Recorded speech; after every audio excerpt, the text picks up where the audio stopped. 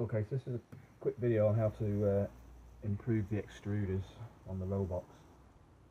It turns out after a lot of investigation that the wheels, I'll do it on this one that's already open, the grinder wheels that grab the filament, there's these two finely serrated wheels there and there. The actual, when they're clamped together, maximum clamped, still allows the filament, a bit difficult to do one-handed, it still allows the filament just to pull through like that. And I've noticed on my cheap Annette printer that once the filament's clamped by the spring piece, which seems to have a lot more spring tension in it than this anyway, pulling it that won't happen. It turns the actual extruder motor on the Annette. So I've been printing a lot of this carbon fibre stuff. And what's happening is another common problem. You see how this is spinning freely-ish. Compare it to not that one. Let's compare it to this one. Let's pop this out.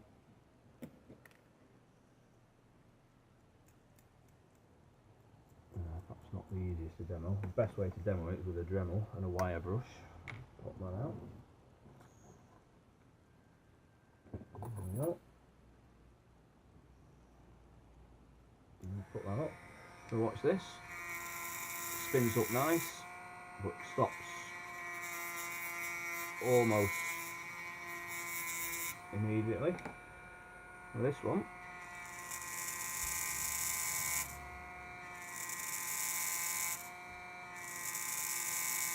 spins quite nicely. This one's actually quite bad. Oh, there we go, it's loosened up now. There we go.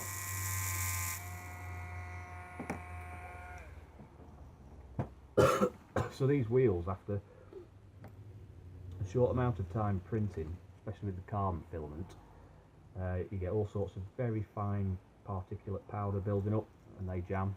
There you go. It's quite nicely spinning that now. And then it gets really tight and doesn't turn, but the top one does, and you get all sorts of filament grinding issues to the point where you get massive flaps ground out on this filament. Especially, you know, with printing with carbon stuff, I'm having to use the Olsen single X head, and that has retraction settings. Don't use Automaker. I've got my own scripting to use the Robox with Cura that works fine, which is going to release soon. But yeah, it's retraction with a jammed lower wheel just causes all sorts of chafing and grinding on the filament, and eventually you fail prints all the time. What you can also find is one of the main reasons these extruders, you know, when you put the filament in and it grabs it and then it's supposed to feed it all the way down the Bowden tube to the head, what you can find with these is when you push that in, extruders will start to stop doing that. That's basically because this bottom piece again is getting all carboned up or jammed with whatever it might be PLA, whatever plastic you're using, it gets all gunked up and jammed, won't spin freely, and the slip detector is picking up slip immediately and it stops feeding. So even if you don't do the rest of the mod I'm about to tell you about, just cleaning this up with, you know, degreaser, WD-40 on it, spinning it up with a Dremel and wire wool, cleaning it to get it to spin freely again, that'll more than likely fix any issues you have around filament not picking up and being fed all the way to the head. But yeah, so on. Move that one out of the way. Suffering a bit with a cold at the moment. So what the main issue is this piece. Standard. Alright, it's mix and match here. I've got a grey black body extruder with the grey insert and everything, but basically the problem is, even when that's clamped with the two spring screws here, which by the way, let's take these things apart, it's 1, 2, 3, 4, 5 hex screws, 2 out there, and then that splits off. That's your filament detect, actually, just for information. Little sort of flat bladed switch in there. When the filament goes through it, it activates it and it knows the filament's loaded. So anyway, yeah. So this piece here. Let's just put some carbon filament in there. So you put that in there and clamp that up. So that's maximum clamping. You know, pushing it reasonably firm with my fingers, and that's as hard as I can push now. And that filament, you can definitely get it in right. That's as hard as I can push it. Just grinds through. So pretty poor grip on the filament, really.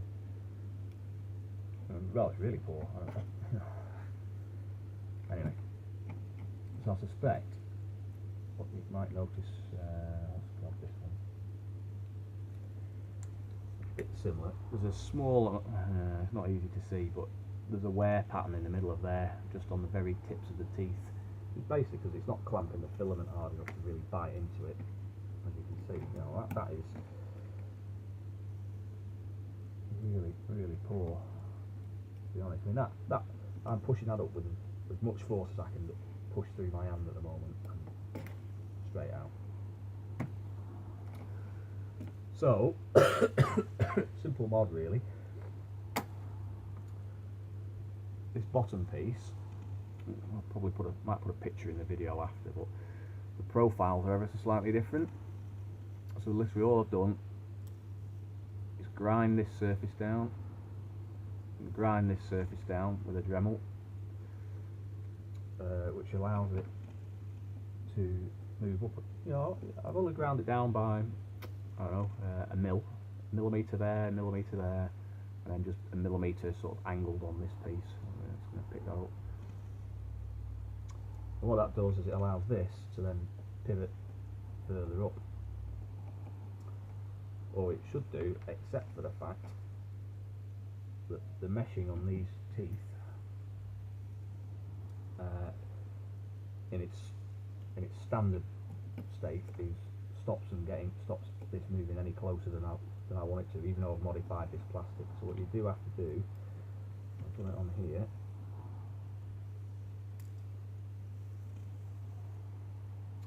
look at the profiles of those two.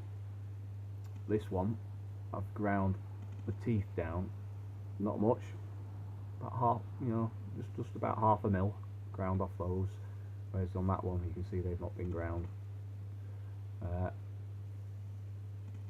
And you do the same on these teeth, which is a bit more awkward to do, to be honest, but it is doable. And then that allows these things to mesh a bit closer than they would do normally. So they could actually mesh a bit tighter. So, excuse me, the net result is if I put that in there now, put that in there, that way around always helps. I put this carbon filament in, get it through there. If I clamp that now with my hand and try and pull, it won't come out. And if I've got pliers on it, it'll end up turning the extruder. Yeah, it's tight as hell. So try to pull that out. And that's basically it. Just making it that bit tighter stops the filament only being lightly bitten by the wheels. It massively reduces, especially with carbon build. This is the Colourfab XTCF20, which is really good stuff. It stops a massive build up of powdered dust all around here, which stops this spinning freely, which then causes massive chafing with that one spinning.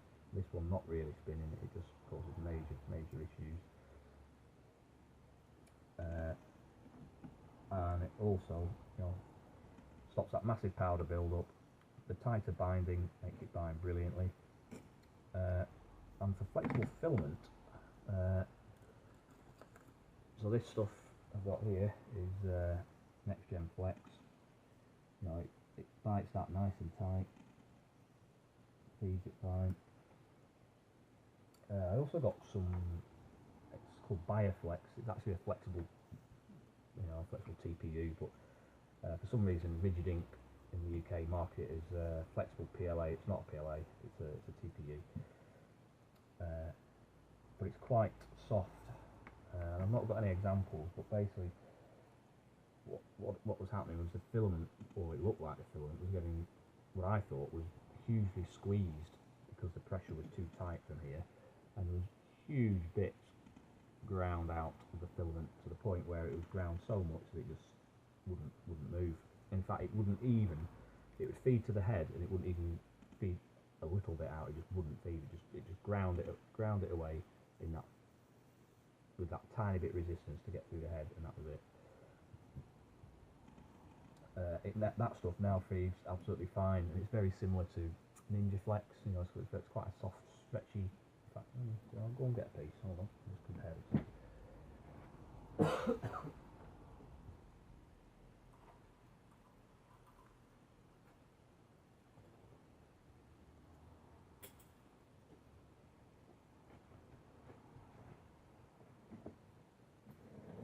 So this is Bioflex. Look, very stretchy. Obviously that's ruined now, but you can see how stretchy that is. Whereas this is Next Gen Flex.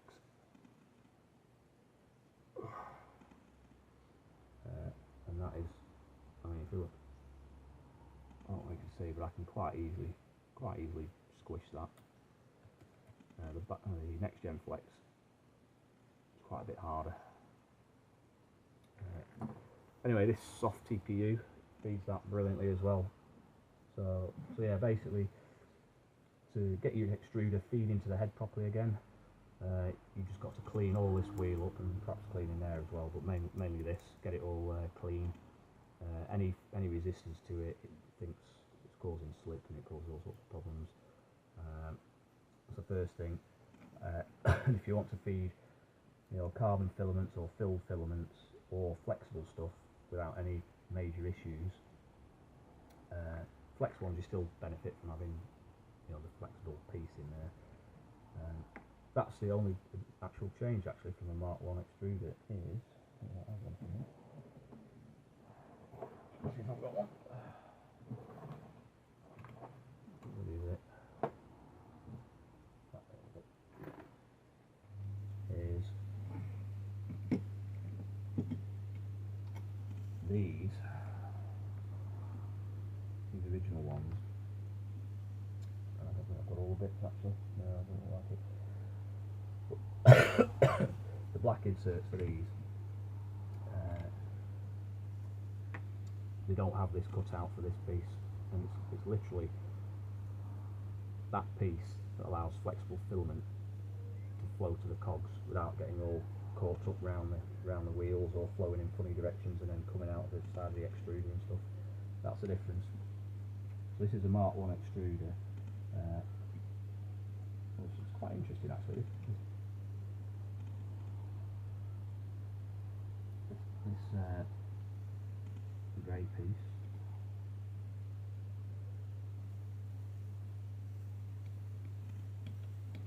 goes in there like that. Yep.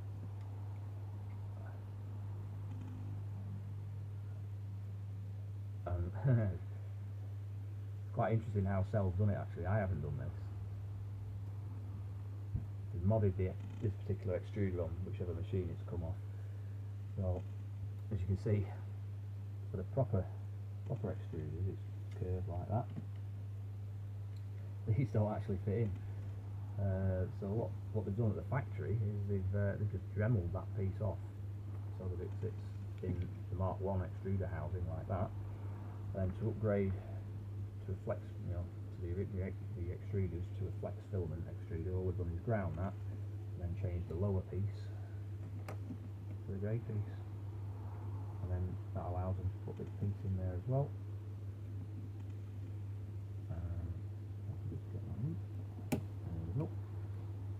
That's it. That's your original extruder, now flex compatible. Quite straightforward really. Anyway, waffling on a bit really. Let's just put that back in here. So yeah.